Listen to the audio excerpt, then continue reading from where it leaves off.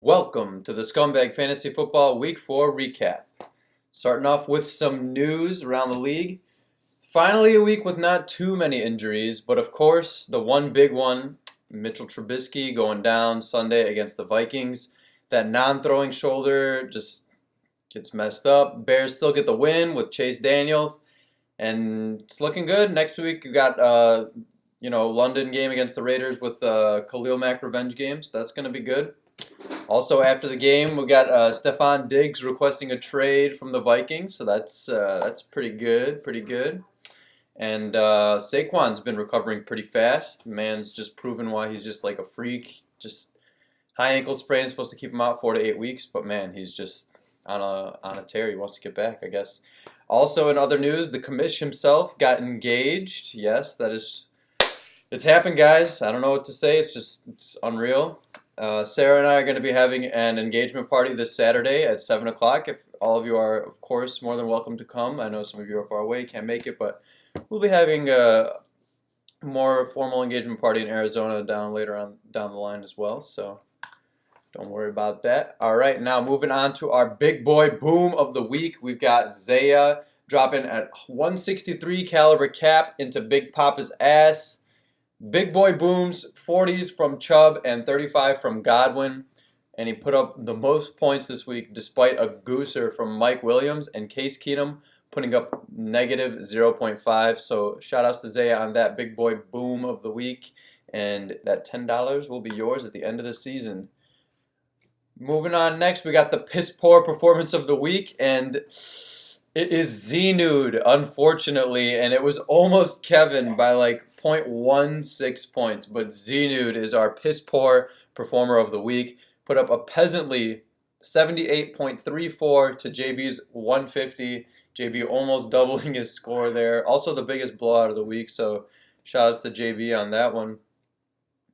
Surprisingly, this is Zach's first piss-poor performance of the week. I would kind of expect him to have more, given his record. Dropping to 0-4, looking down the barrel of this Sacco toilet hole. This is gonna be you, Zach. It's got your name on it. It's just been sitting here waiting for you to just come and reclaim it for the longest time. So shout outs to Zach on this one. Literally every player on his team underperformed expectations, missed projections, except Chris Carson and Cleveland defense. His team missed his projections by 43 points, and that is how you become the Week 4 piss poor performance of the week. All right, moving on next. We got the booty clencher of the week. We got Evan clutching it out in an ugly one versus Johnny. Both teams missed projections by a decent amount. Johnny took a quick 20-point lead Thursday night with Alshon and Zach Ertz, while Evan just took a fat goose egg from Nelson Aguilar, so it looked like it was going to be in Johnny's favor, like right off the back. And then as the game started playing out Sunday, Evan just had his QBs, Jacoby Brissett and Phillip Rivers. They both put up over 20 each and outscored Mahomes and Deshaun Watson both. And it came down to a Robert Woods versus Brandon Cooks showdown in that Tampa Bay game, that crazy game. Jared Goff throwing 68 passes, just unreal amount of fantasy points scored in that game, and the Rams lose. And Woods feasted on 15 targets and got Evan that big win, dragging Johnny down to his level at 2-2. So Evan, well, that's Bella going off. Bless you.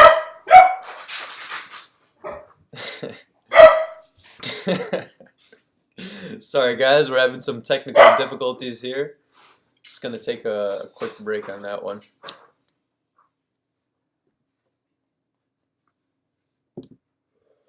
All right. Moving on next, we got the Put Me In Coach of the Week. Bella.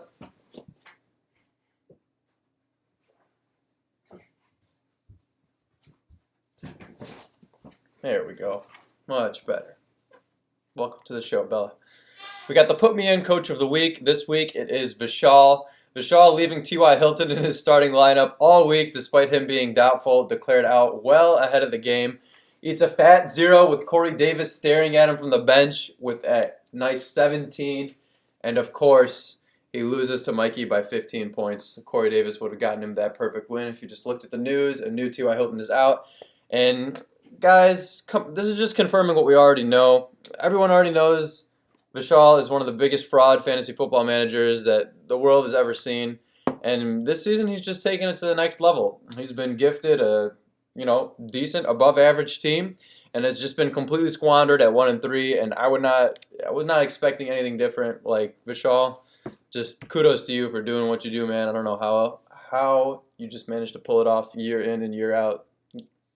All right, this week we got Make It Rain of the Week is JV again, Cash Money Millionaire. The Make It Rain of the Week was the lowest this week out of the whole season. JB only dropping $10 on Chase Daniel, beating Kevin's $8 bid and filling in for Stafford, getting the fill in for Stafford's bye. JB's down to $3 left on the season. And I don't know, man, you better start dialing up those trades. You're already out of money, and it's like fucking, what? Now we're going into week 5. You and Joey both got like no cash left. Blew it all right away. Blew all your auction money and blew all of your fab money like first. Oh man, you guys are hilarious. Blockbuster trade of the week is nobody again. It's been confirmed that the league has post-traumatic stress disorder from so many trade rapes in the past. After 4 weeks, you should know what your team is. And it's time to make moves. Like either you're missing some position, you got to get another one, or you've got too many of one, and you can improve them into other ones. Like you got to start making moves. You're not gonna win it on the waiver wire. Like you gotta look around and see what your fellow man has to offer you. And my door is always open, boys. Moving into the power rankings. So these power rankings were fucking weird. Once I took a look at them, I was like, really, this is not what I was expecting. At number 1. Bella, you're going to have to stay up here. If you're going to be a bad girl, you're just going to have to chill. At number 1, we got Mikey moving in there, sliding ahead. With that 3-1 record, the 27-17 overall wins, he's got that number 1 consistency, which is nice. You always want to see that consistency. And number 5 points per game. But he's got that with the number 5 points per game and also the number 3 roster. That just kind of carries him above everybody else. If you look at the averages, though, the number 1 through number 4 slots are all within 0.8 of each other, so it's really, really close at the top. So we're seeing some good parity up there. Number 2, we got Zaya, also 3-1, decent overall wins record like Mike. Number 3, consistency, number 3 points per game. But Fantasy Pros taking a little bit more of a shit on his roster down there. Number 8, Johnny dropping down finally to number 3. Johnny with that 2-2 record, that high overall wins, but very low consistency is number 10.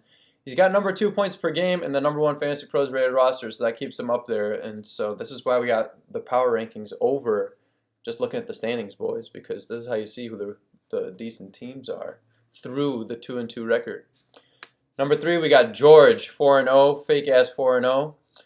That Patriots defense is like his best player. Like, I don't know what to say. It's fucking hilarious watching a defense just carry that pathetic team.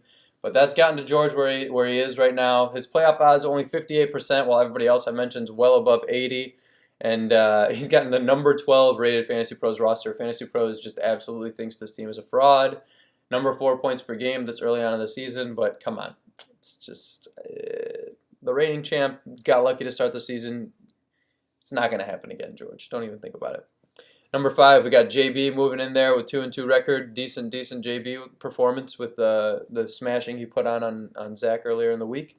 And we also got Evan with the clutch win over Johnny, moving up to number 6. Dropping down to number 7, we've got our first 1-3 team, Vishal. He's got that high overall win record, number 1 points per game, number 2 Fantasy Pros rated roster, but he's got that 11 consistency. It's just Vishal, man. 31% playoff odds. I just don't see it. Don't see him making it. Ah, man, it just triggers me anytime I talk about his team, dude. I don't know what to say. Myself, commissioner, number 8, just staying there, holding ship steady. Got low consistency. Overall wins record took a hit last week. It was not a good week. Kyle Allen, 3 fumbles, let Joey back into the game, get his first win. That was just unfortunate. But definitely going to see a turnaround this week. And number 9, we got Big Papa dropping down there after he got that cap put in his ass. Number 10, we got Kevin with that very paltry, almost piss-poor performance. And Joey switching with Zach again this week. The bottom 2 spots always flipping. And Joey and Zach have been fighting for the bottom of the standings all year. And Joey finally gets his first win, moving up to 1-3. And everything else still looks really low on his stats, except his consistency, I guess, is number 5. So he's consistently shit, which is good. But who knows? Saquon coming back might do something. And in the seller. We got Zach, just the troll, always at the bottom of the standings, bottom of the power rankings. I don't know how he manages to do it every year. You look at that average point spread, he's got 12, which is the highest out of everybody. Joey is even at 10, so it's low, but 12 is just like on a whole nother level. Zach, with that 1% playoff odds, either he has to win this week or it's over. All right, our week 4 predictions this week. First up, we got myself versus Zaya. I would feel bad about myself normally in this matchup because I'm still starting Kyle Allen, but then I look across the aisle and I see Case Keenum's ugly face just staring right at me, and I got to keep it going. Got to keep it going with myself, baby. I don't know what to say. Zaya, you put up fluke performances. Your guys blew up last week, and this week they're going to come back down to earth, and it's just not going to be good for you, bro. Next up, we got Kevin versus JB. This one's looking pretty tight, and it's got JB projected to win by a few points, but I've got Kevin taking this one with a couple big comeback games from Hopkins and Odell. Both of those guys have been underperforming the last couple of weeks, last week especially. And I got a feeling Joey's going to get a lot less points out of that Packers-Cowboys game than he's expecting. He's got so many players from that game, and I'm just, I don't know. I think it's kind of going to let him down somehow. Next up, we got Bishaw versus Big Papa. I've got Big Papa on this one. Don't even got to look into the matchup here. Evan versus Mikey. I've got Evan winning this one with 2 of Mikey's best Week 4 performers on the bench with injuries. We got Devontae Adams, turf toe, and Jarvis Landry's concussed. So it's hard to root for Mikey there when that's really what got him the big score last week. And our Week 5 matchup of the week is none other than Joey versus Zach. Bottom of the standings. It's either win here or go home. If Zach can win somehow, he brings Joey down to 1-4 on his level and just guarantees that the Sacco Cup will be between those two. If Joey gets the win here, 2-3 record, Saquon coming back, he's going to be confident. This guy loves to talk shit. Zach would be 0-5. It would just be absolutely over. We've got the battle of the D. Williams. We got Daryl versus Damian Williams. And this is big. This is the first week. All 3 running backs are healthy. McCoy's been in the offense. We're really going to see what they're going to do there in Kansas City. So they've got their matchup of the week. And it's a toss-up. Oh, man. It's so hard to say that I want Zach to win. I do want Zach to win, so I'm just going to predict him to win. I don't give a fuck what the stats say. Zach, you got my blessing on this one. Take Joey down. And with that, boys, looking forward to Week 5, and peace!